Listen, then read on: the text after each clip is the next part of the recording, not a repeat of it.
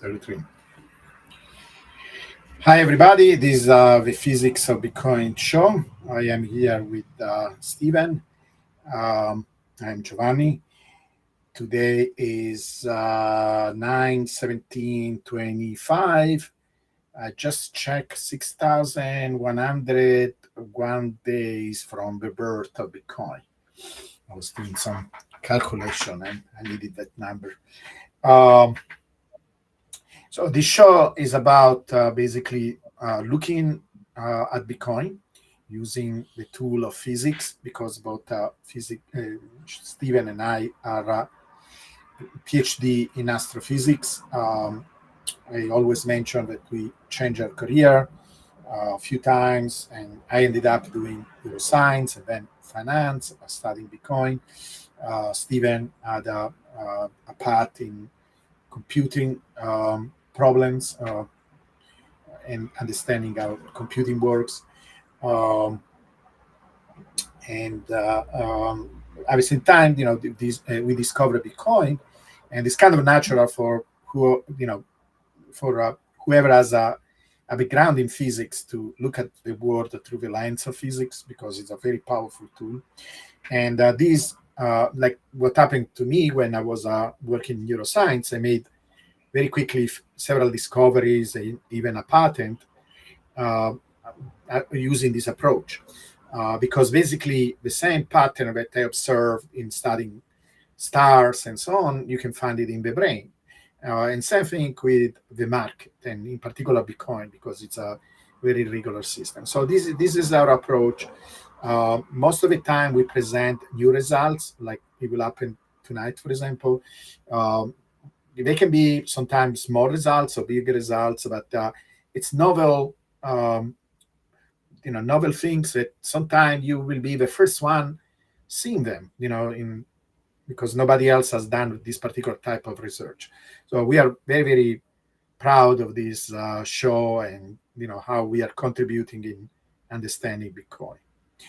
Please feel free to, the show is supposed to be on X, on YouTube, Twitch, also on Steven. So it's multiple channel, Steven account. You can do questions. We will see your questions in the chat window. Um, I don't know how it works on X, but just make a comment on X. We should be able to see it as a comment. And so if you like to participate, because we mean to interact with our audience, please ask any questions, both on YouTube and on X. Okay. Um, so this is the introduction. Stephen, you want to add anything to this? No, we do try to come at things from a little bit more fundamental nature. We're trying to get underneath the what and understand the why, and go to more fundamental levels in the analysis. I think today, some results that are new, nothing earth-shattering, but we always try to do some new analysis and new results. And I'm going to focus on gold and Bitcoin's relationship to gold today. Very good. So let me share. Okay.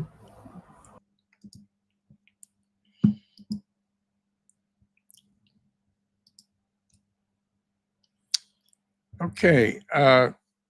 This gentleman, some of you will recognize, was Master of the Royal Mint. He's otherwise known to us as Isaac Newton. Most people don't know that he had that job as head of the Royal Mint. There's actually a very good book. It's called Newton and the Counterfeiter. I believe the author's name is Thomas Levinson, but Newton and the Counterfeiter, really excellent book about his time at the mint. And one of the things he did with the coinage was to introduce reed edges. He didn't invent the concept, but it was fairly new. And so he redid all of the coinage to put around reeded edges. And that was one way to cut back on the coin clipping and the counterfeiting that was going on. in the agenda today, I'm going to start out with alchemy. And then I'm going to look revisit the Kelly criterion. First for Bitcoin versus the dollar. And I will look at two forms of Kelly, the investment Kelly, which we're going to end up not really recommending for Bitcoin, and then gambler's Kelly, which is the original formula. And then we'll look at Kelly when you measure Bitcoin relative to it gold, so its price in gold ounces. And the Kelly criterion seeks to maximize the growth of the logarithm of the wealth of a portfolio over time. Then we'll look at the Bitcoin gold correlation, including the lead lag aspects with Granger causality. And then we'll get into the power law, which we've done before, but we'll revisit that and update that for Bitcoin measured in gold ounces. And we'll do something that I've done some of, Bitcoin versus gold bubble analysis, but I'm going to add some color to that. And then something new, which is to look at this mu distribution that Giovanni has been talking about in the last two shows, the previous two Physics of Bitcoin shows, in which one is measuring the local value of the ratio of the change in price to the change in time, or the change in age, really, of Bitcoin, but do it now measured in gold ounces. And we'll see how that shakes out and whether it gives us results similar to the analysis that Giovanni has already shown us for Bitcoin versus dollar. And I'll close with the latest log periodic fits on various time frames for Bitcoin in dollar terms. I think these are always popular in terms of what's happening in the kind of intermediate term out through the rest of the year and into the early part of next year. And I'll even show a chart that does that for gold itself versus the dollar. So let's dive into alchemy a little bit. Well, alchemy, of course, is discredited, right? Because it was an attempt to take base metals like lead and convert them into gold, or to search for some elixir, eternal life substance, and so forth. It's like the S2F of science. Well, there's last millennium alchemy, and now we have this millennial alchemy. Exactly. So like we had a S2F, and then we had the power law of it is a real science, versus so made up stuff. Newton is best known for inventing the calculus and for defining, the way gravity works in terms of Newtonian dynamics until you get to extreme conditions of general relativity. So, he did that when he was in his 20s and 30s and 40s, published Principia in 1687 in his 40s. So he spent about 3 decades at Cambridge, but then he had another 3 decades to his life. And he went down to London and he became master of the mint. And he did that for 30 years. He also, I won't say dabbled in alchemy, he experimented in alchemy for decades while he was at Cambridge. And at that time, the distinction between chemistry and alchemy was not so clear, right? Because it was very early days for chemistry in terms of its modern realization. So the analogy one can make is that now we actually have a form of alchemy, or we can make an analogy between the production of Bitcoin and alchemy. And the idea is that you have some prime material, which could have been lead or something in the old version, but now is electricity. You have to have a furnace or crucible, and that is the mining rigs, the ASIC miners, that we have millions of those now distributed around the world.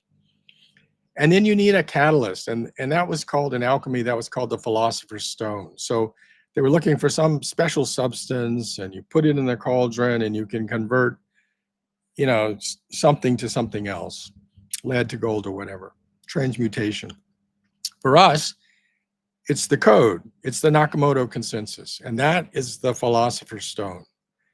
And when you transmute into gold, what you're doing is actually the process is creating Bitcoin itself. So actually, GPT-5 wrote this really nice little sentence. Electricity itself is coined into money, and the philosopher's stone has taken the form of code. There was also this quest for eternal value and even immortality. And with Bitcoin, we know we have what looks to be a quasi-eternal ledger and value. And of course, it improves on gold because it's got a hard cap. Gold is eternal, but it does not have a hard cap.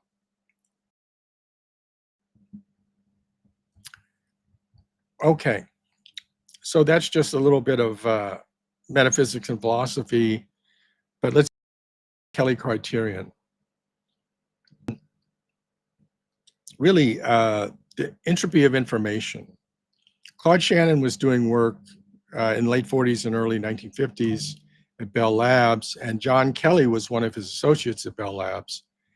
And he took the entropy of information concept that Shannon created, and he extended that to the investment situation. He started out with the idea of betting, and you have a bet, and you have a win something, you lose something, and you have a probability of winning and losing, and you have a ratio of how much you win and lose.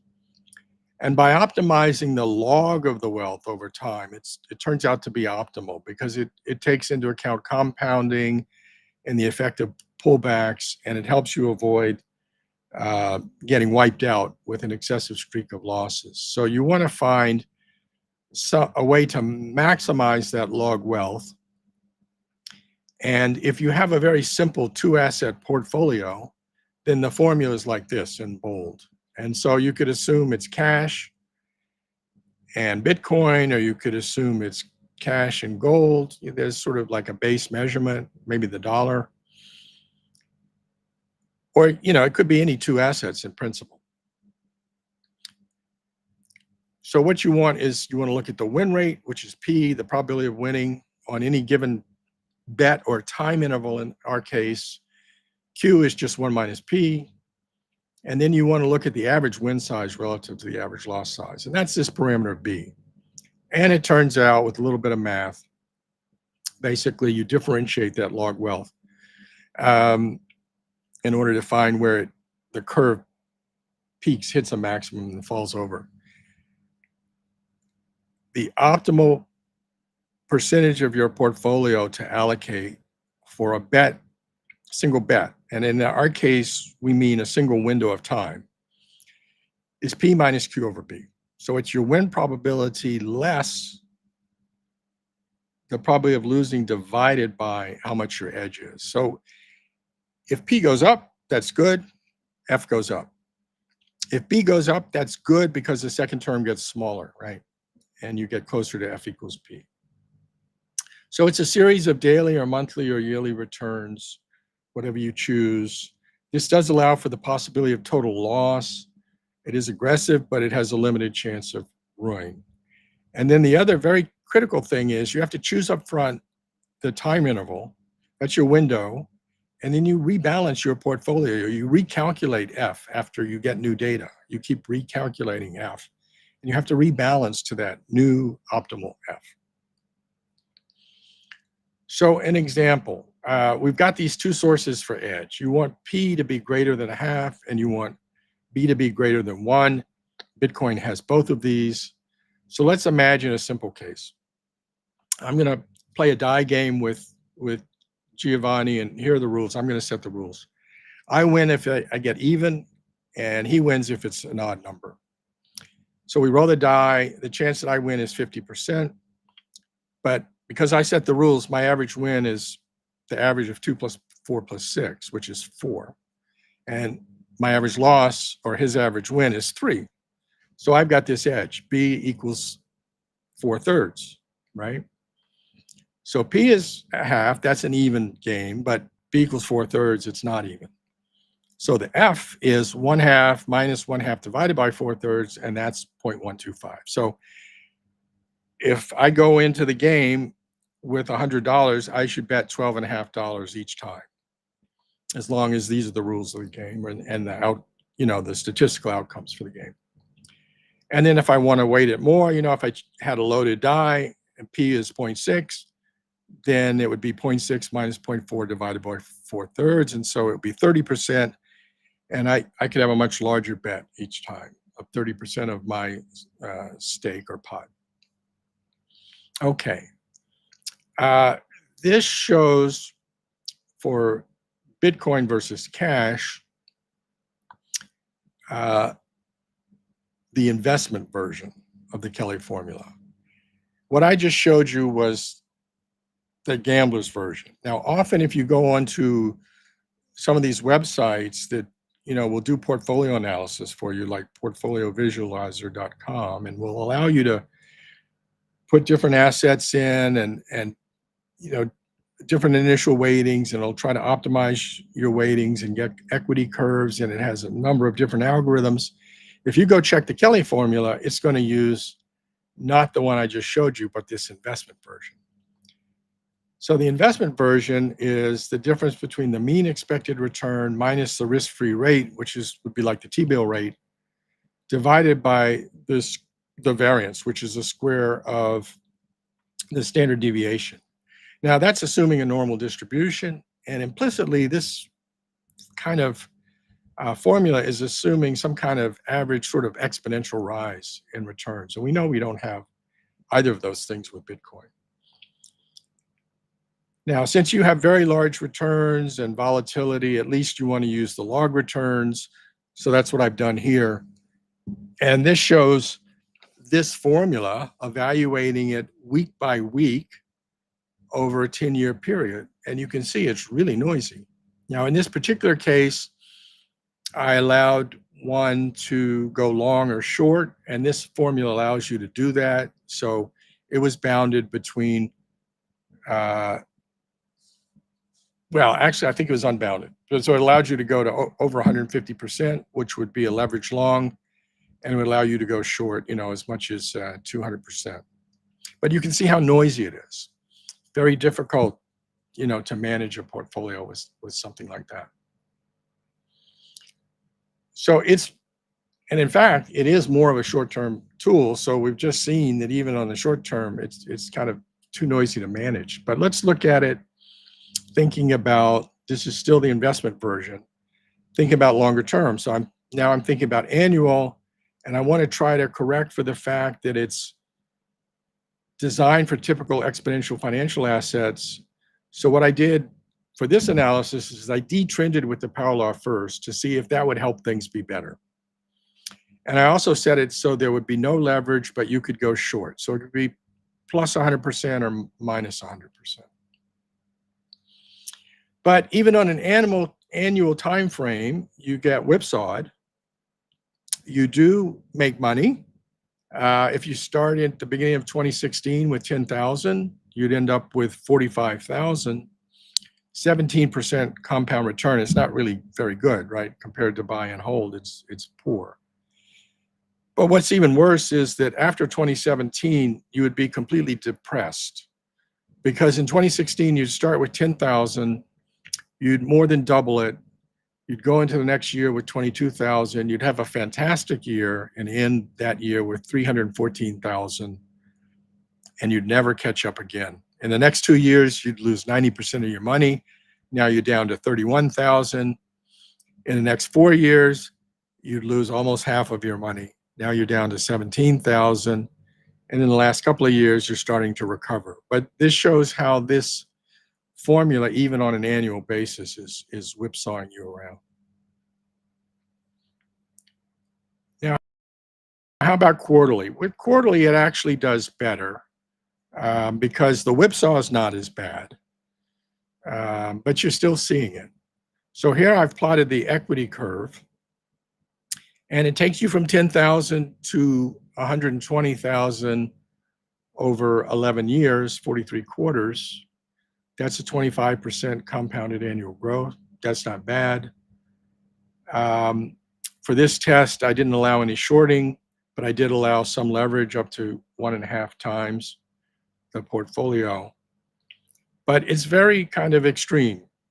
Out of 43 quarters, it was either at 0 allocation or 150% allocation 39 times, and you had 15 complete reversals. So this is also a very hard curve, to ride. So let's see what the gambler's version looks like. It's better for Bitcoin. And so now let's look the same time frame quarterly. Um, there's again our gambler's version. So despite the name, this is actually a more conservative approach for us than the investment formula is. And what it says is that today, with quarterly decision points, you would have about a 40% portfolio allocation. The chart in the upper left with the gold bars is the histogram of returns. You have a few very high returns, and you have a few quarters when you lose more than half or close to half your money. And then in the upper right is the implied or the determined gambler's Kelly fraction, which is only for the backwards looking data, right? So it's what you keep updating in each quarter as new data comes in. So it rose up to 55%, and then, it's been gradually declining and then stabilizing at close to 40%. And then the bottom chart is the equity curve. This also goes from about $10,000 to $120,000. It's over a slightly shorter interval, about 9 years, because it kind of rejected doing anything until it had enough data to start up. And so it has a higher compound annual growth of 29%. So this one is a lot more manageable. It's about a 40% allocation. Here's what it looks like, though, if you go annual with the gambler's version, and this is a better choice, and it gets you up to about a 67% portfolio allocation. Now, if you went back earlier in time when the returns were wonderful, then it would be an even higher allocation. But that's sort of behind us and unrealistic. So I started with 10 years ago, $10,000. You end up with $204,000 and a 42% compound annual growth. There were 2 negative years during the interval when you lost, half your money, even though you were not fully allocated, right? So it's kind of good that you weren't fully allocated. You had some downside protection. And the maximum allocation was 73%. The minimum was the starting one at 53%. It started out assuming 50-50 and went from there. And then, you kind of ended up at the 67% level by now. So here we show it on the left. We show the Kelly fraction. Annual is in gold, quarterly is in blue. And you can see how those behaved. The quarterly is pretty stable, around 40% allocation to Bitcoin and 60% allocation to gold. So this is Bitcoin versus gold. And then with annual, you get about 67%. And this shows the equity curves. Quarterly, you grow from starting with 10 ounces, you grow up with the quarterly allocation to 118 ounces. So you get a 30% compound annual growth rate in gold over a 10-year period or 11-year period. And then if you make annual decision points, you would have grown to 526 ounces, 57% compound annual growth in gold terms, while gold has gone up by factors of 3 roughly. Okay, this is Bitcoin versus gold correlation. The chart in the upper left is just the Bitcoin price and the gold price. They're both log scale, but they're shown on the same chart. And there's a huge difference, right? Which is that Bitcoin has gone up by over 100,000 times, whereas in the same interval starting at the beginning of 2011, gold has gone up less than a factor of 3. But this is just to show, to see from the eye, how do they correlate? And they really do not correlate all that well. The right-hand chart shows the rolling 52-week correlation of the, a 1 year weekly prices, log Bitcoin versus log gold. And there does tend to be a little more positive correlation than negative, but it does jump from, higher than 75% positive to lower than 75% negative, and it can do that within a couple of years. Since late 2021, it's gone from negative 75% on a rolling 52-week basis up to 80% last year. And it's pretty positive now. It's tapered off a bit. Most years show moderate to strong positive correlation.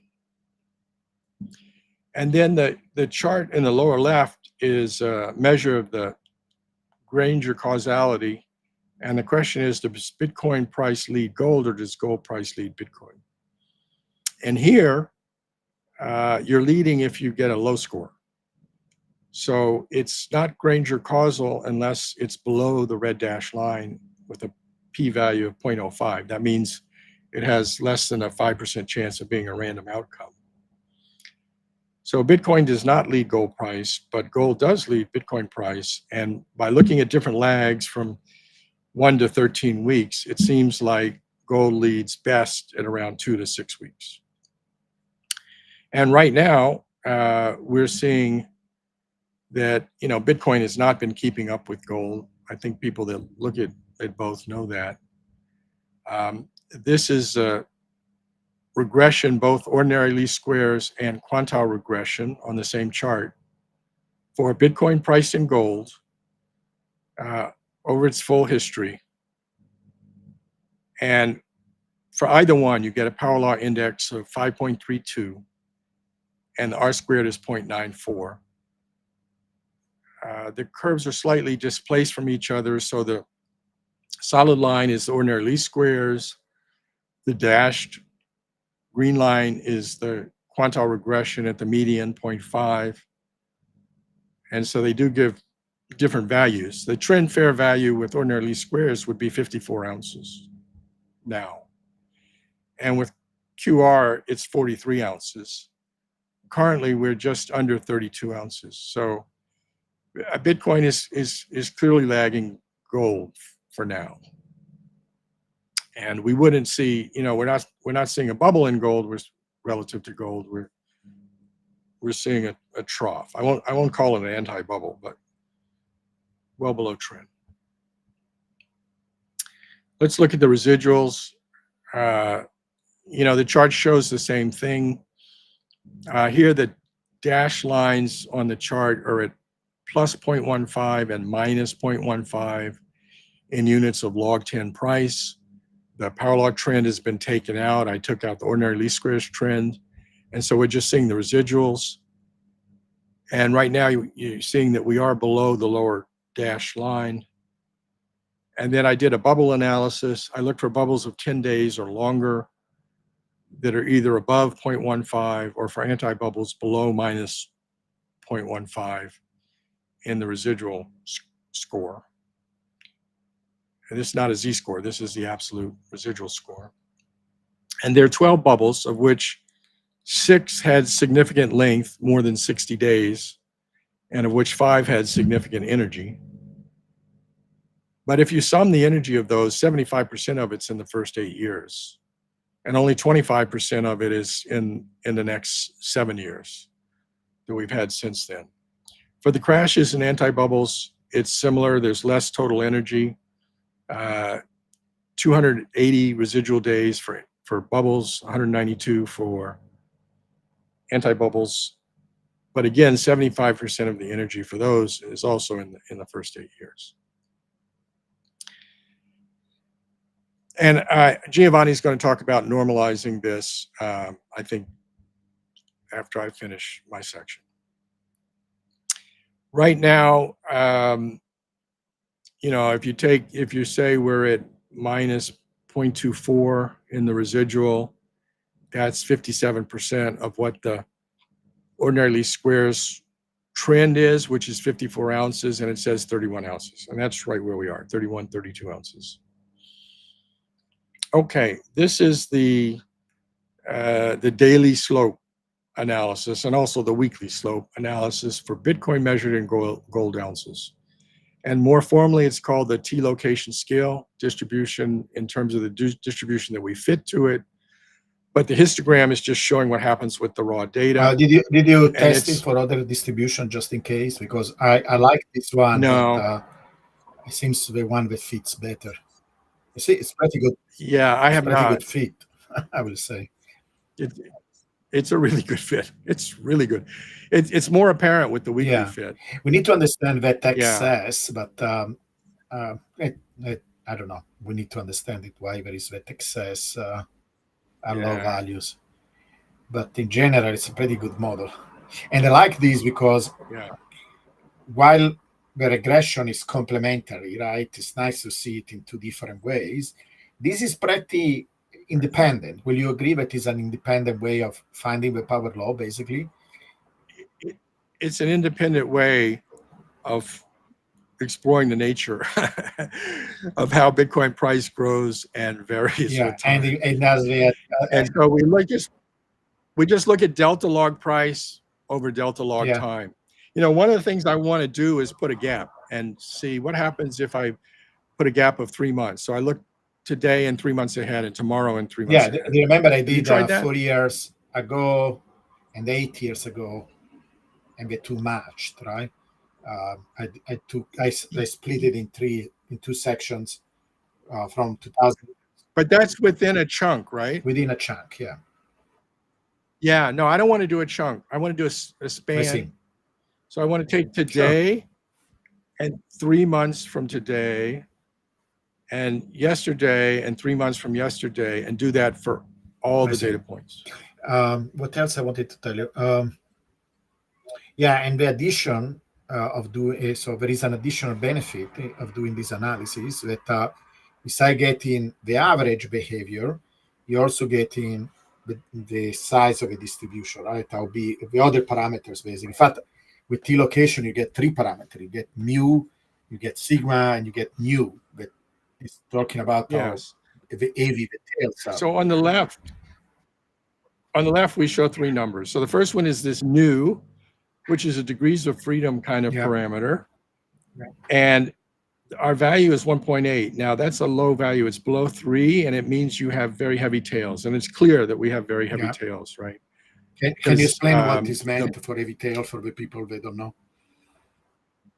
It means there's a lot more actual observations with large values, either high or low or both, than you would get with, say, a log normal or Gaussian. With a bell curve. So imagine this applied to height, and there is a population that is described by one of these T-location scale instead of, because usually is described pretty closely with what we call bell curve or Gaussian. Gaussian is a technical term because these distributions are usually named after the person that discovered them or described them.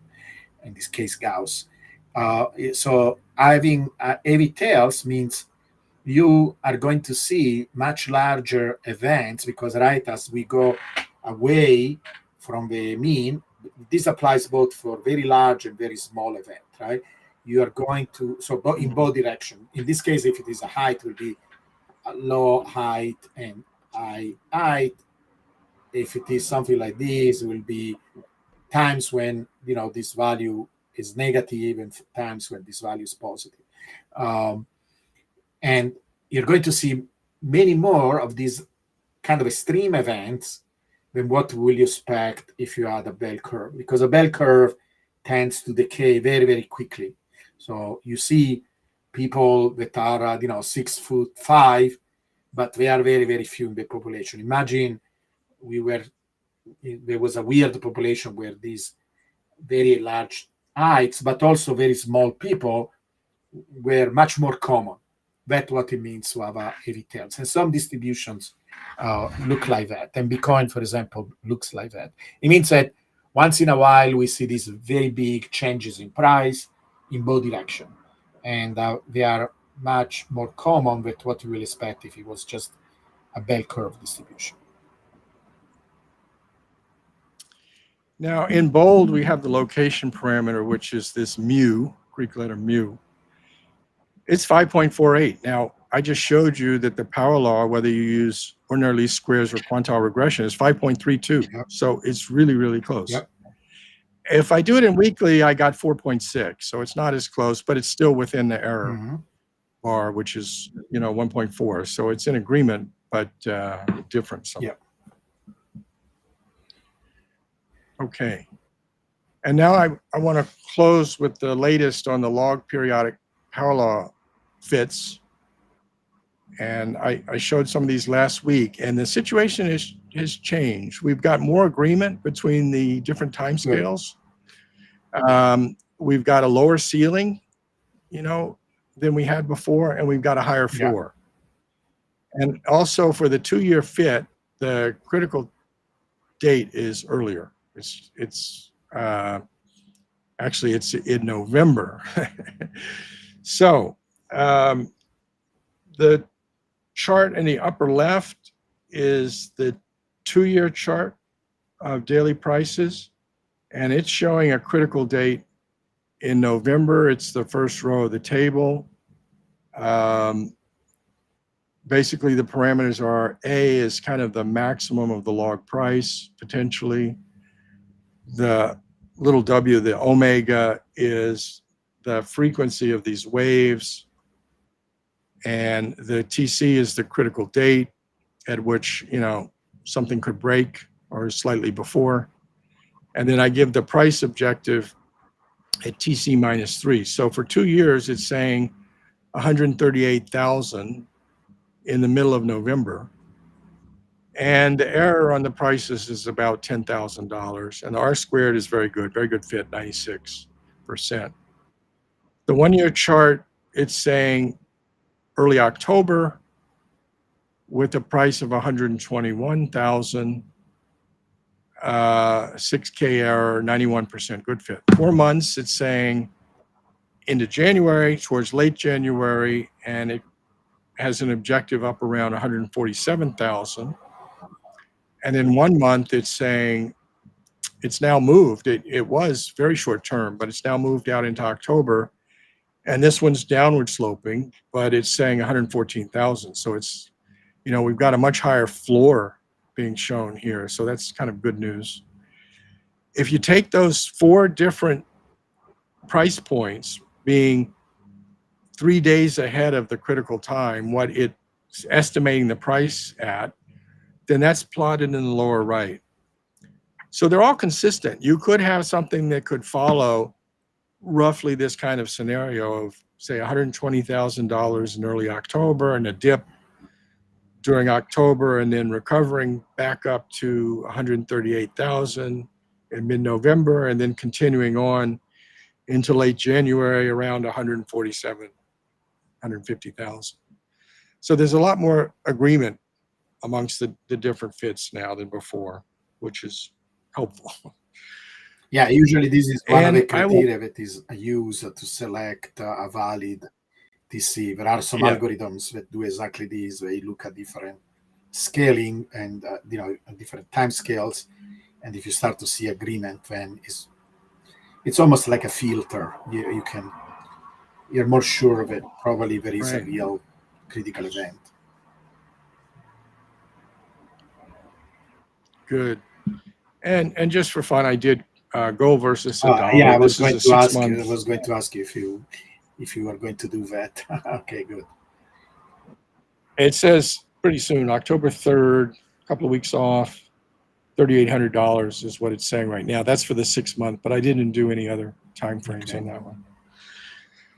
So that's it. Thank you. There's a quote from Isaac Newton about truth is ever to be found in simplicity. Yep, he's right. Our friend, the author of the book Scale, Jeffrey West, says physics is the science of simple, something like that. He has a quote like that. Um,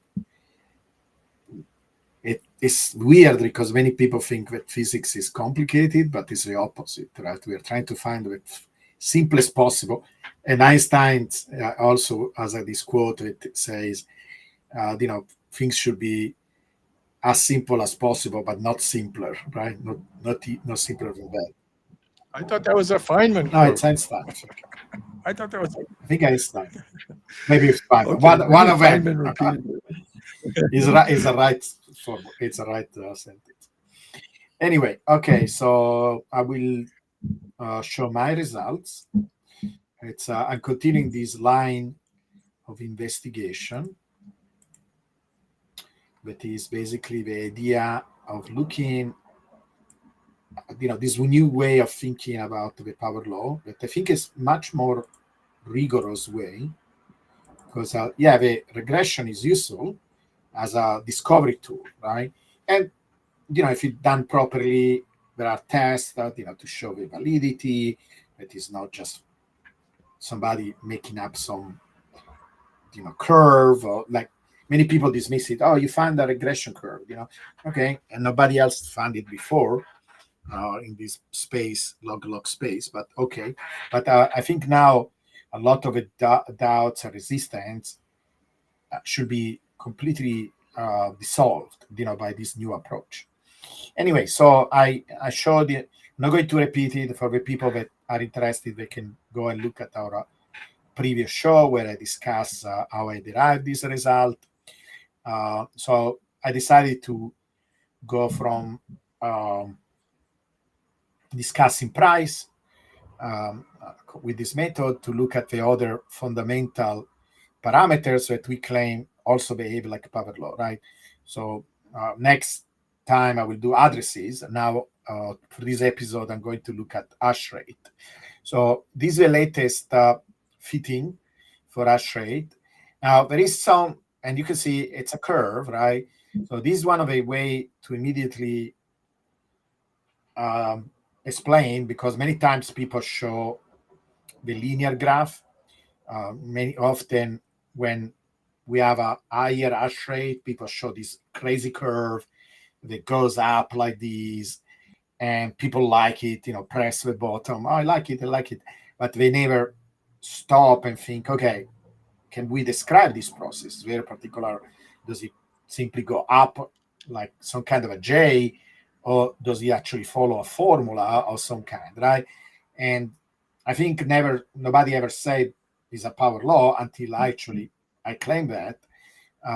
If anything, people thought it was exponential because it looks like a J, and also it's kind of, you will think that it grows exponentially. For example, a computational power and other digital type of information grow in an exponential fashion. Factually, you can show that some of them grow. For example, today I was looking at a graph of AI progress in terms of solving problems, which actually is a super exponential. So in that case, when it's a super exponential, and even ask this question as a quiz, nobody answer. I don't know why. I show that graph, and that graph of the progress of AI looks like a curve that goes up in this type of graph that is a semi-log graph or log linear graph. So I'm taking the log of the y-axis, linear in the x-axis, and I explained this many, many times, and I will continue because I want people to understand it. If it is an exponential, it will look like a straight line. If it is curve up, it means it goes even faster than an exponential. So, for example, AI progress right now is super exponential. It's really crazy. Bitcoin parameters like the price, addresses, and hash rate, they're not straight line in this graph. So they are not exponential. So even if it looks like a J, this is why you want to do deeper analysis with just doing the linear graph, because our eye is not able to distinguish J's like that, right? Even this looks like a J, but it's not exponential. And an exponential will look also like a J in a linear graph. But the way of distinguishing a real exponential from something that is not exponential is doing this graph. If it is not a straight line, then it's not an exponential. So the next thing they usually do, at least physicists do, is to do a log-log graph where you plot now the log of y and the log of x. And when you do that, you can see it's linearized. Of course, like always, there are oscillations, due to the bubble that we observe. Now, we could debate. In fact, me and Steven have a little bit of not really a disagreement. It's point of view, and he could be right, I could be wrong, but he says, and it kind of he has a point that you could say, well, there are two regimes. Basically, up to this point, we follow a particular power law, and then maybe after here, something happened where it's still a straight line, so it's still a power law, but now with a different slope. That could be a valid point, and that happens. Actually, this will be an example that I mentioned many times of phase shift. Maybe something happened at this particular stage where it continued to be a power law, but with a different slope. This can happen. This is one of the things that can happen with power law phenomena. It didn't happen with price, but it could have happened with hash rate. And I think Steve has some ideas about that. What was your understanding of this? Why this is happening? Well, basically, twofold. Hash rate has benefited from quantum transitions in the choice of the platform. So it started out on CPUs, Yeah.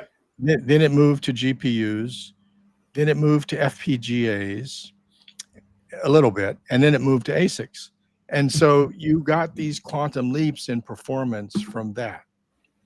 And then when it started out in the ASICs, the volume was low, and so the technology that was being used, the level of integration was low. And so they've been able to very rapidly improve it. Yeah. So I think you had a lot of very large leaps as you went from CPUs to GPUs to ASICs, and then could very quickly improve the ASIC performance. Yeah. And in the last few years, it's been more like you're riding the Moore's law for the ASICs performance. Mm-hmm. Okay, So there are these kind of dislocations, and you actually see the dislocations to some degree. Yeah, for example, you can see 1 year, for example, right, where we came down. This is why I want to have more data to conclude that actually there are two shifts. If these continue to be consistent like this for a long period of time, and we see a large deviation, then we can say, okay, there is not one single power law, but maybe a couple. Right now, I just consider it like a deviation, like this one, for example, this deviation was a sustained deviation from the power law, right? And then it corrected itself. So I want to see if there is a correction or if it continues along this path. But we could look at both scenarios. Later maybe I can do an analysis where I assume two power laws instead of one. Right now I'm doing this in a simplified fashion and say, look, there is one single power law. But this is if you do regression, right? The method, well, also in what it follows, well, no, because in what it follows, it doesn't care what is the end of the power law. That is another beautiful thing about this method that I'm going to describe in a moment, because it doesn't assume anything about n. It simply actually finds the n. The only thing that you have to assume that there is some power law that describe the behavior, right? And then it's going to find the n by itself. So it's actually a way of measuring this.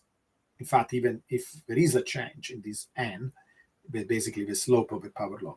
So what do we do? So this is the idea, right? If I plot, so I'm looking, first of all, at the rate of change. This is very familiar for physicists because we have all these way of describing parameters in a system. Like, for example, when you take an introductory course in physics, one of the first things that we try to describe is that is also what historically happened, is how motion works, right?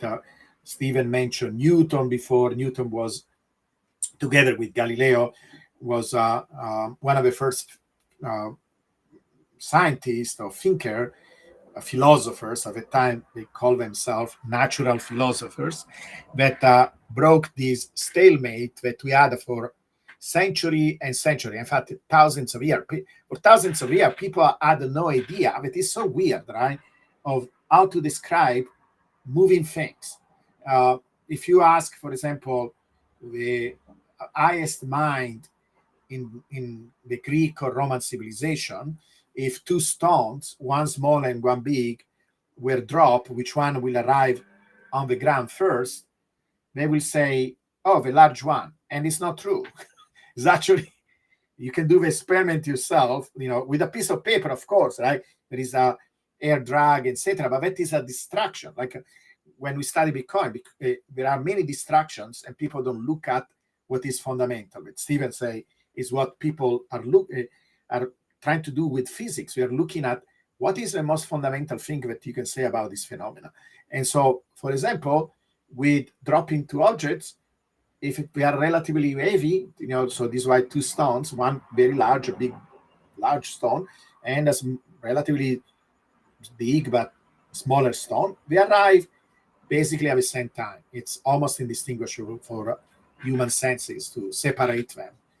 And, even the brightest minds will have said, no, the large stone arrives first, and they were completely wrong. It's crazy. Why didn't do the experiment? Well, it's a simple experiment to do. They didn't believe, in fact, there was some school of philosophy in ancient time that say our senses are not to be trusted. Just logic and thinking needs to be trusted. Our senses can give us false information. It's ridiculous. This is why, okay, it was, great times. We did a lot of progress, but we did more progress in the last 500 years than all the other human history together. Um, So when you study motion, one of the first things that we try to uh, understand and classify, describe in a very precise manner, is how changes are happening in motion, right? So you're describing the position of an object as a certain distance from a reference point.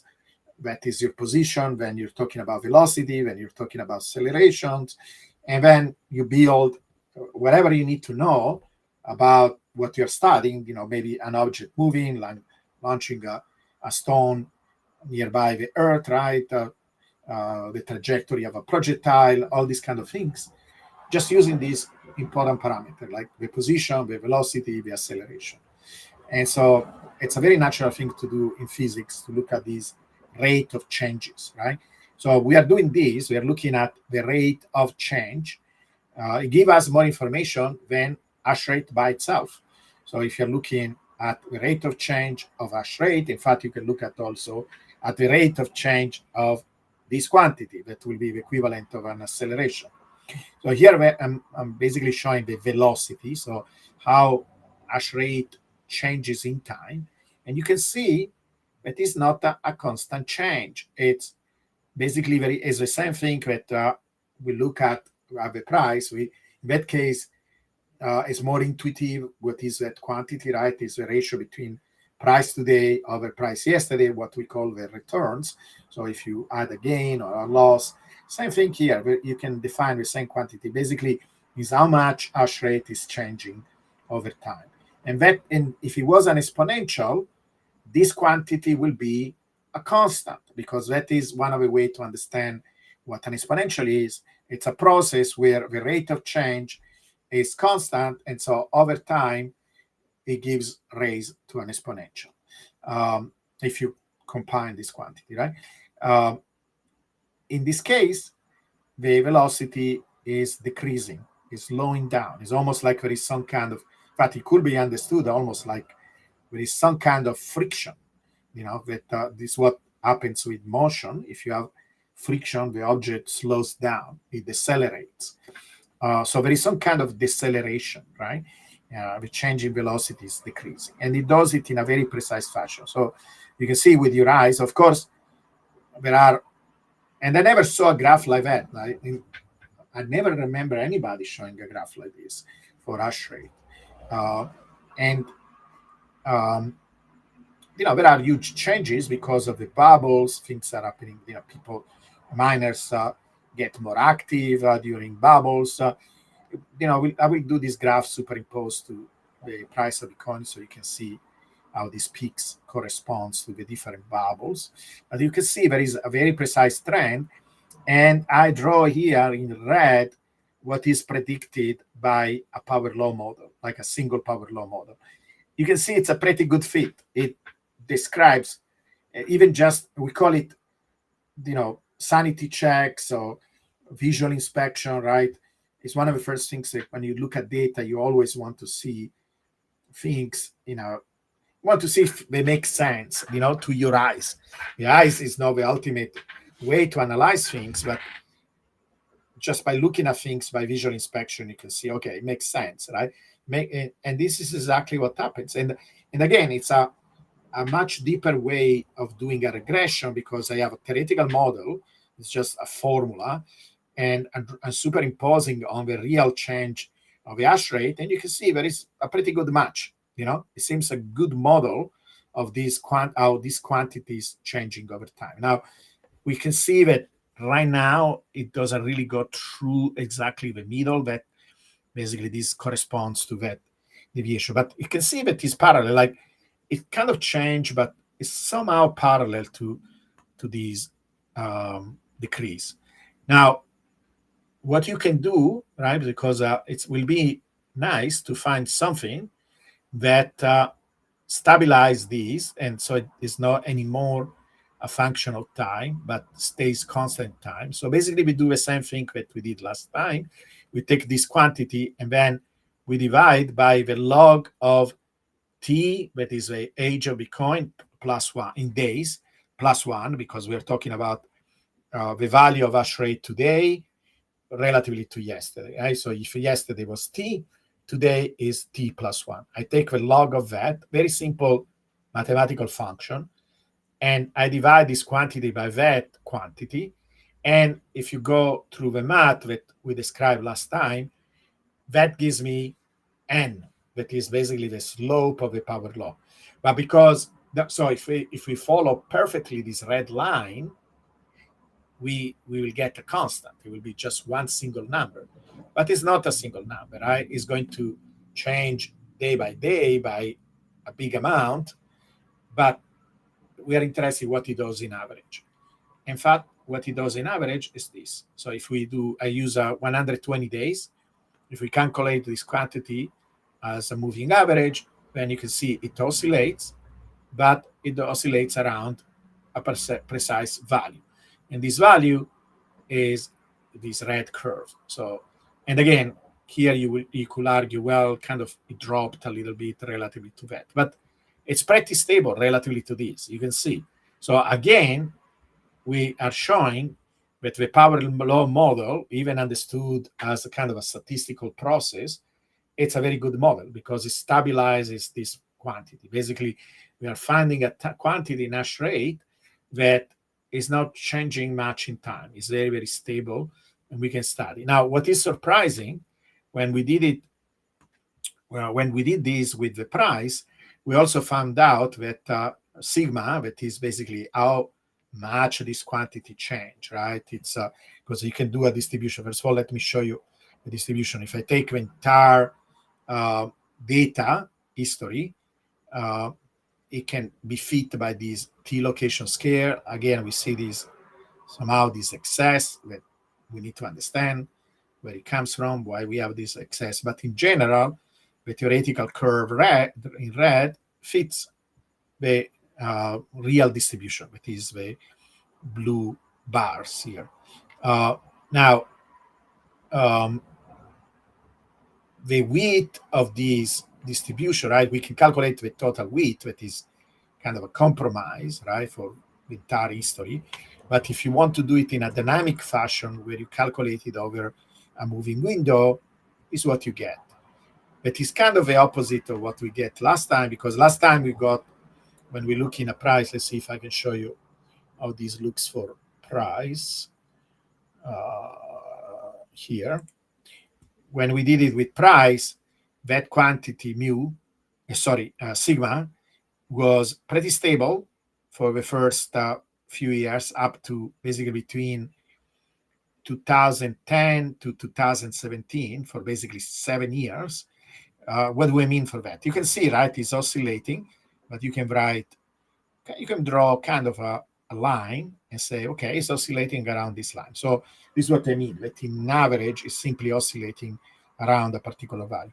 When in 2017 it jumped, we don't know why. It will be also interesting to see. This was several months. You can see here, right? This is the price, so you can compare it with price. So it happened a little bit, maybe 1 year before the peak. So started to basically during the bull run of 2017. It peaked here, at the bull run. In fact, it was the highest possible value it ever reached. So price was going crazy, right? It was deviating. So this, in this case, this quantity mu, right? It was very, very large, very big gain. So it was kind of a measure of bullishness. It was a bit bullish. Um, even if the distance from the power law was smaller than these other bubbles, in terms of statistical property, was a bullish bull run that we ever had. Then it went down, because it needs to, during when we go down, right, when we have a bear market, this quantity goes down, but then kind of stabilize it around this. And it has been stable for the last 8 years. In fact, one way to show that is to show the distribution of these normalized slopes, basically these slopes over the years 2017 and 21. That is the black curve. And then the red curve is the years 2021 to 25. So um, 40 years, starting 8 years ago, and then comparing the last 4 years. And these two curve, the theoretical curve, they basically match. So statistically, price wise, Bitcoin has done the same thing, beside this theoretical decay of the returns. It is a formula, but it's crazy that an asset follows a formula. I know that this is why there is a lot of resistance. People don't want to believe it, but the math shows that this undeniable. If you normalize by this log t plus 1 over t, then you find something that does not change in Bitcoin. But it's crazy. I don't think many people know this, and they should. Uh, they, this is basically comparing the behavior here, right? When we had this jump. Um, Before that, in a sense, this kind of the acceleration, right? So the acceleration um, was is higher now than it was in the early history. But it's strange, right? And I think it's because people associate volatility, in absolute terms. And so if the returns are decreasing, the volatility also will decrease. But if you compare it to this, so you account for that decay, then actually is higher now than it was in the early history of Bitcoin, but has been stable over the last 10 years, 8 years. And this is new for the price, right? It is also oscillating around a particular value. Um, what is strange is that for hash rate is actually increasing. So another way of thinking is that it is stable if it is measured in absolute terms, right? It's just flat. But because now we are correcting for this factor of log t plus 1 over t, it looks like it's increasing. In fact, probably we can find a formula. I think it is that log, basically this is what it is, because if you have something flat and then you divide by it and it looks like it's growing, that is basically that factor, mathematical factor. So you can actually calculate how this quantity, I will do that next. I will draw what is expected by the power law. Um, and so it needs interpretation. When we are thinking about this, is basically the change is in hash rate is decreasing over time, but how variable it is in absolute terms stays the same. So relatively to this decreasing value, it seems going up. Um, and I don't know why it stays the same. We need to think about what that means in terms of miners and pools and things like that, right? So the change of a change stays the same over time, but the change itself decreases. And so this is why you see this strange phenomenon. So it's basically the same distribution. So next time, I didn't have chance yet, but I can show you how it looked like 1 year ago, 2 years ago. You can do it maybe every year, and you will see the same distribution with the same mean, but over time, this width becomes bigger and bigger and bigger. That is interesting. So this is where I am. I am curious to do the same thing with addresses and see how that changes and what we can learn from that. But again, this is a very powerful approach because we go deeper now. We're looking at both this quantity mu, that is basically kind of an average slope of long-term behavior of Bitcoin, but also how this quantity changes, right? And it's changing in a oscillatory pattern, right? Because basically it's oscillating around a particular value, but how big of an oscillation, how large of an oscillation, how spread the distribution is, has particular property for the price, and is different from. I was expecting something similar, right? I was expecting that this was flat, but instead it's growing with time. It is interesting. Do you understand this? Do you have any comment about this? Does it make sense? No, well, no, I don't. I don't think I understand it well enough yet. Yeah, something that needs to be explored and understood better. But it's very interesting that it has a very seems almost predictable pattern, right, over time.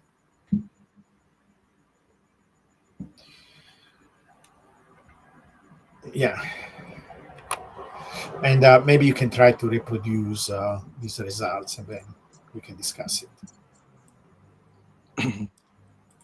Yeah, I think I may just look at the difficulty numbers because I have those convenient, and just try the Yeah, same thing with difficulty. sure.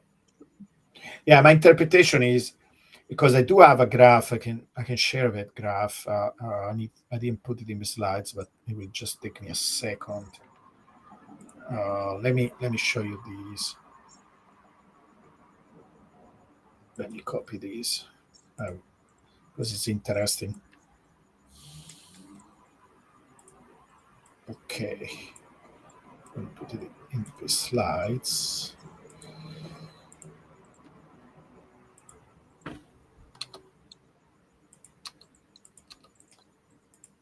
All right. So what this graph shows, and you guys are seeing, right? You see this new graph with all the dots, Stephen? Yeah, you Yes, I see. see it. Yeah, yeah. So this graph is the single. So if I don't normalize, right, and I look at the change, the log of a change in hash rate, I get this. And you can see, again, the red curve is the predicted path for the power law. The black one is a moving average of these dots. So if you zoom out and you didn't do the calculation of a moving average, it will look like it's actually stable, right? That there is maybe a mean that is flat, and then the change around this mean are large, but somehow stable, right? They don't seem to change in time. That if it's correct, the change, but the mean does change in time, right? Like it's basically what, if you zoom in, is what I showed before. It was the graph. Yeah, this one. right? It looks like they are decreasing in time. That that mass is why it's good to use your eyes, but sometimes you have to go deeper and just don't rely on your eyes. Your eyes suggest that hash rate is flat, or we know is now the change is not flat. If it was flat, it will be an exponential, and it cannot be. It's a power law, and we see here very clearly that the power law model describes very well what to expect in terms of the changes. Now, how this fluctuation looks like, it looks relatively stable over time. So how the variability of this hash rate is stable. This is why when we divide by the deterministic factor, the mu gets stable, but the change, of a change grows in time. That is interesting. So yeah, we need to understand that. Is that really the case, right? I mean, the math says so, but why it says so? What is the interpretation of that, right? It's basically how much variability there is in how much the hash rate changes day by day. And that variability, Mhm. if you calculated it relative to this quantity that basically accounts for the decay, is becoming bigger with time. So, in a sense, there is more variability in hash rate right now than there was in the past. Why so, and what does it mean, and what it implies is something that we need to understand better. We need to think about it. You don't have any comment on that, right now? It doesn't. No, not yet. I think I want to go Yeah, study it yeah. a bit. Okay, yeah. These are what happens when you do research. You find stuff, you report it, you don't understand it initially, and then it makes sense later when you go deeper. But you see, this is the nature of this show. We present you the results as we found them. Then, in fact, if anybody wants to comment or give any feedback, we, we are open for it. Anyway, okay, let's look at questions. We don't have many. So yes, there is this comment. The volatility of BTC decreases more or less monotonically with time, but the T distribution is stable. It's variety. It is very thin.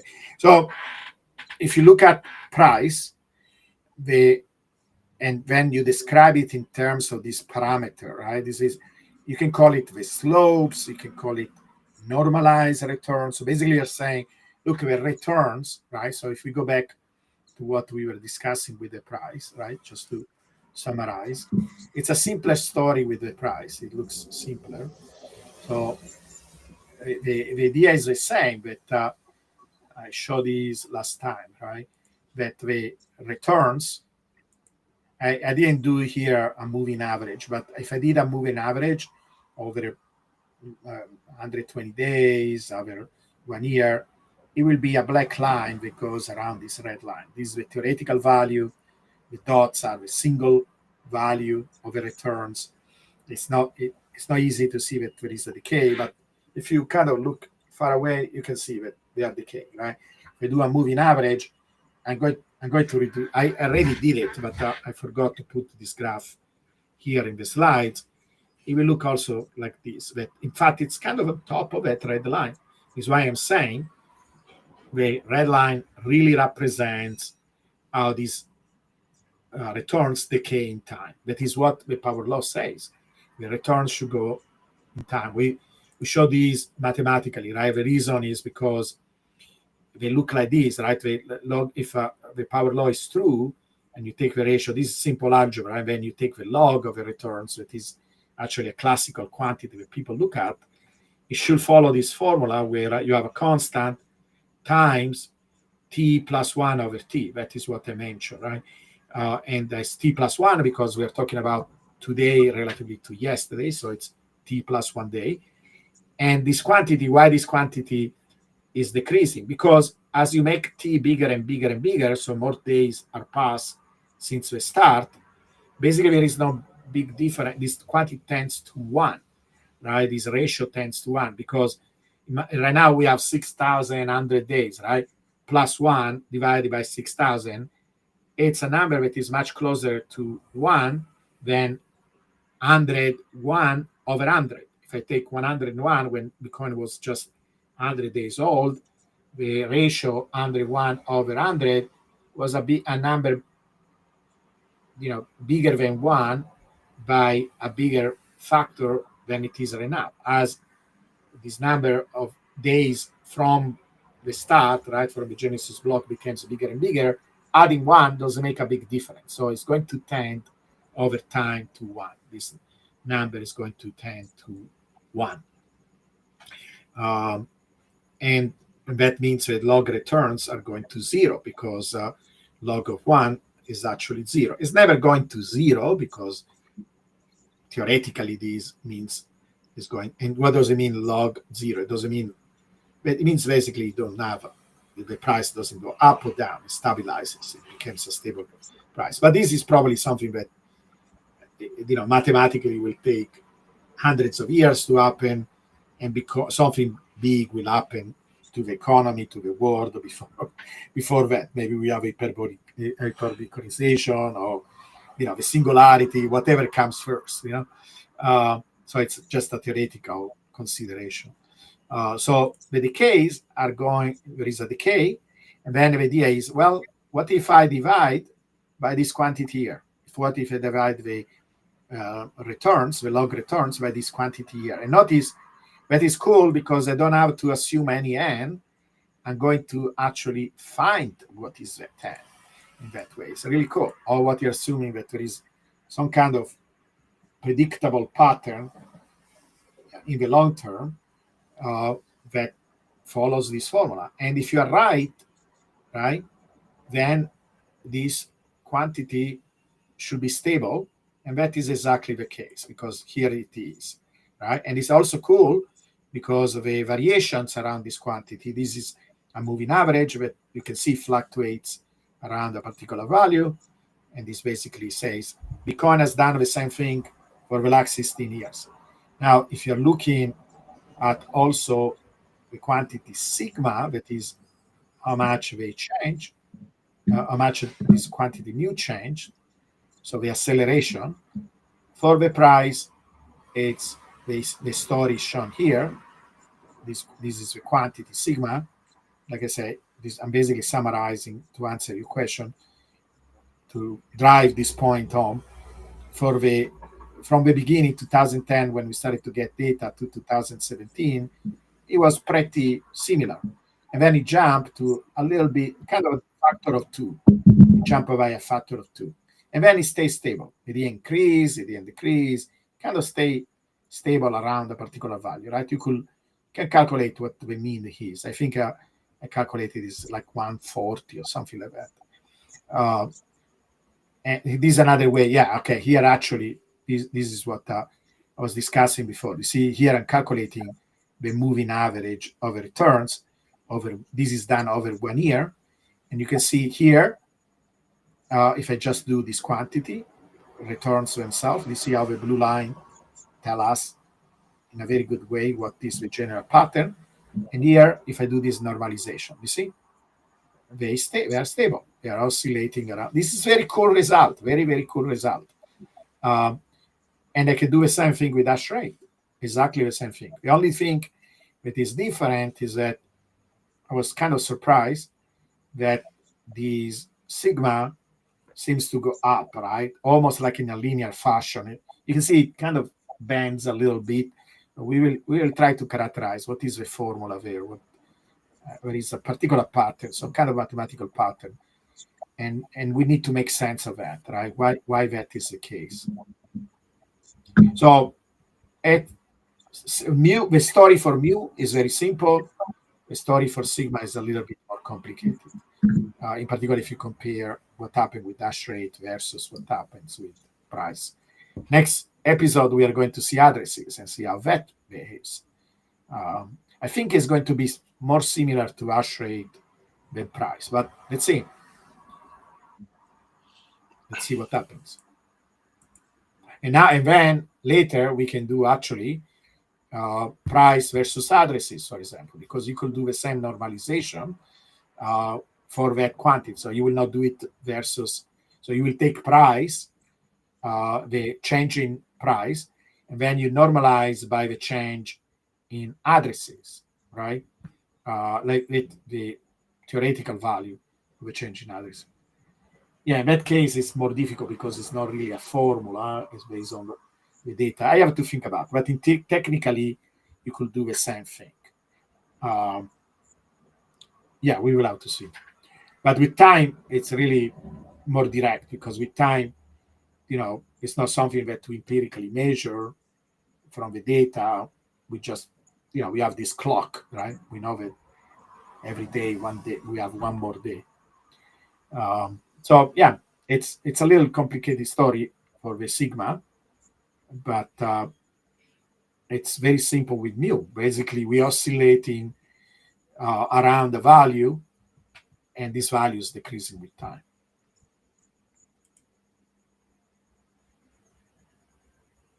This is probably for you. Uh, yeah, that was kind of what I was thinking would be the next thing I would look at. I didn't do that analysis yet, so I don't have an answer yet. I might have something next week. And then this other comment. Yeah, um, I guess you're getting at the alchemy slide and so forth. People talk about bits and even Bitcoin as if they're not real. Bits are real. They're magnetized regions on disks, or they're charge states on SSD, right? Volatile RAM. So it's still electrons, uh, that are configured in a certain way in hardware and that are readable through electronic means. So bits are electrons, and we talk about atoms to bits. So what we have with Bitcoin is we have atoms to electrons to bits, but they're very special bits. What are the atoms? Well, you have to produce electricity in the first place. So, whether you do it through solar power or natural gas or with a nuclear power plant or hydropower, their atoms have evolved that we then, create electricity with, which is ordered flow of electrons. And then we need atoms to create our mining rigs, right? And then collectively with that, we run our code and we create some very special bits that are highly secured, on the blockchain and then replicated many times, right? Tens of thousands of times around the world on full nodes. So Bitcoin creates very special bits that are material. It turns this raw electricity through code into these very special bits that are encapsulated by large amounts of energy and large amounts of cryptography. And I don't hear other people talk about it in that way much. Yeah, yeah, it's very beautiful understanding. Very physics like. We did. Did you answer this one? Yes, yeah, we Okay. just answered that.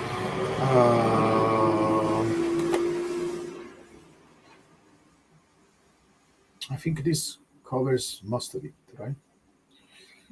Okay. Mm-hmm. Yeah, yeah. So that is entire idea, right? That in physics we make a big deal when we find quantities that are somehow stable. Of course, you know it's much more like that in physics because we are dealing with the precision, almost computer-like of physics laws. But depends which realm of physics, right? If we're talking about fundamental laws like gravity or electromagnetism, it's super precise in how it works to many decimal places. But then when you're looking at more complex systems, right?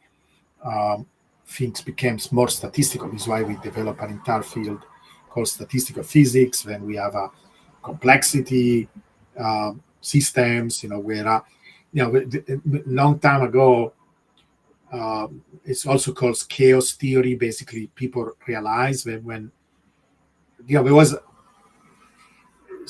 this dream that everything could be explained like in a Newtonian fashion, with basically formula that you can solve through what we call closed form. First of all, that dream was already broken with the three body problem. Even if you have a gravity and you have three bodies, already you cannot find a formula for that. You have to study it with other tools, solving the differential equations that describe differential equation basically are equation with this quantity that change, right? The velocity, the acceleration, etc. Right?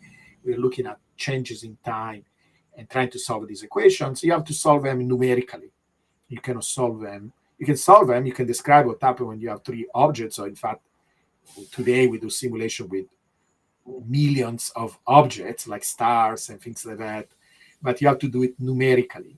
And the problem doing numerically is that if you try to do a simulation too far away in the future, any small little error, right, on precision in your initial positions can give you a completely different results when if you add another level of precisions, right? So to the point where if you try to answer the question, will the Earth continue to go around the sun in a? I don't remember what is the record. How far can we go? Like maybe 100 million years in the future, or something like that. Oh, I don't know. There was even a I don't prize know, at a certain point, and but I will mention Poincaré one won thing, the which is prize, I about think. the. And his Oh, answer okay. was no, we Oh, cannot. There is in fact, it was kind of a beginning of chaos theory. Uh, you can go uh-huh. up to few million years or maybe 100 million years, and then it's for sure not billions. So we don't know if the Earth will continue to go around the sun in a billion years from now, or even a 500 million years from now, because we don't have enough information. Any imprecision in how we measure the distance of this Earth and the Sun, the influence of the other planets, etc., can give a completely different result. If you go far, 10 years from now, 100 years from now, we know, but if you go too far in the future, you don't. And so people started to develop other tools based on statistical mechanics, this idea of attractors, where, okay, maybe we don't know exactly what the orbit is because it's chaotic, but it tends to go around this path, statistically. It tries to, and in fact, our power law, in a sense, is an attractor. We have to, in fact, it will be interesting to develop maybe some chaos theory idea around the power law being an attractor. Um, so it's a compromise where, okay, at least we can say something. We can tell that it tends to go most of the time around this particular trajectory versus another one, even if we don't know exactly what happens moment by moment. So it's still a form of knowledge, right? Even statistics is a form of knowledge. It's dealing with the fact that the world is uncertain, but it's not so uncertain that we don't know anything. We know certain things, and that is what statistics tell us. Yeah, you were going to make a comment. Sorry, I interrupted. Oh, just on the three body problem, one of the primary reasons why the U.S. beat Russia to the moon was because we had computers that could solve the three Yeah, body problem exactly. In any case, numerically, and they did yeah. not at the time. Yeah. One thing I'm thinking about this distribution, that kind of um, it's coherent with what we described before, is that maybe a better way of fitting these is actually with two distribution, because we know already, right, that it tends to be bimodal above and below the core power law.